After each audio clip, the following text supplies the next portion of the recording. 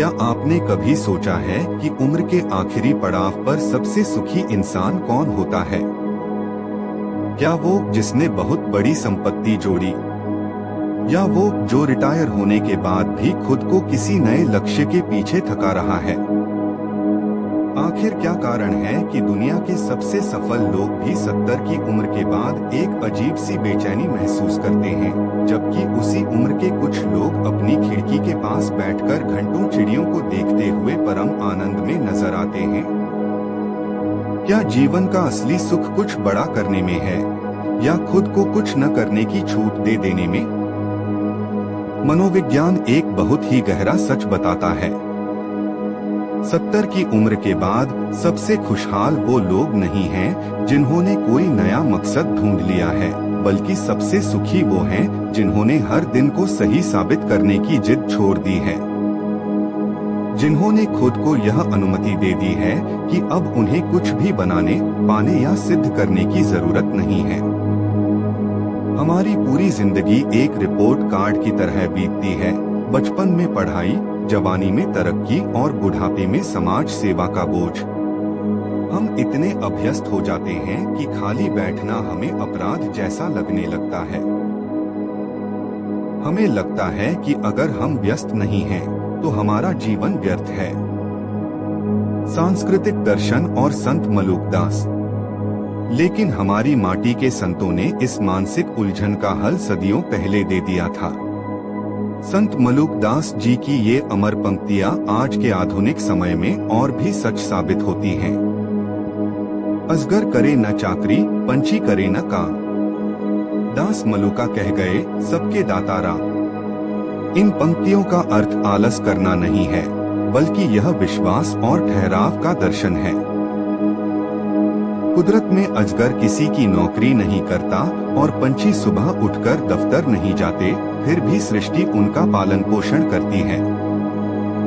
इंसान ही एकमात्र ऐसा जीव है जिसने अपनी खुशी को अपनी मेहनत और उपलब्धियों की जंजीरों से बांध रखा है। हम भूल जाते हैं कि चैन से बैठना या सिर्फ होना ही हमारा सबसे बड़ा अधिकार है। आराम करना कोई ऐसी चीज नहीं जिसे हमें हर दिन मेहनत करके कमाना पड़े, यह तो ईश्वर का दिया हुआ उपहार है। 70 की उम्र के बाद की सबसे मीठी आजादी यह नहीं है कि आपने कोई नई पारी शुरू की है, बल्कि यह है कि आपको अब किसी पारी या खेल की जरूरत ही नहीं है। शोध बताते हैं कि इस उम्र में खुशी का संबंध इस बात से नहीं है कि आपने क्या हासिल किया, बल्कि इस बात से है कि आपने क्या महसूस किया। वह सुकून जब आप बिना किसी घबराहट के अपने बगीचे के 2-3 पौधों की देखभाल में पूरा दिन बिता देते हैं। वह आनंद जब आप पुराने मित्रों के साथ बैठकर वही पुरानी कहानियां दोहराते हैं जो आप 100 बार सुन चुके हैं। यह समय कुछ करने का नहीं, बल्कि खुद को जीने का है। दुनिया ने हमें सिखाया कि रुकना हार है, लेकिन असलियत में रुकना ही सबसे बड़ी जीत है।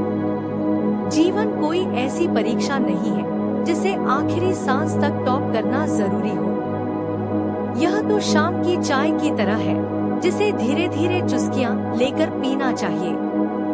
अगर आप 70 के हैं या उस दहलीज पर खड़े हैं, तो याद रखिए, आपको अब किसी को कोई सफाई नहीं देनी है। आपकी छुट्टी की अर्जी मंजूर हो चुकी है। आप यहाँ हैं, आप सांस ले रहे हैं, आप धूप और परिंदों का आनंद ले रहे हैं, यही पर्याप्त है। बिना किसी बोझ के जीना शुरू कीजिए, क्योंकि अंत में यह मायने नहीं रखता कि आपने कितना काम किया, बल्कि यह मायने रखता है कि आपने खुद को कितना समय दिया। अगली बार जब आप खाली बैठे तो खुद को दोषी मत मानिए। याद रखिएगा, आकाश में उड़ते पंछी भी कुछ नहीं बनाते, फिर भी उनकी चहचहाहट ही पूरी दुनिया को जगाती है।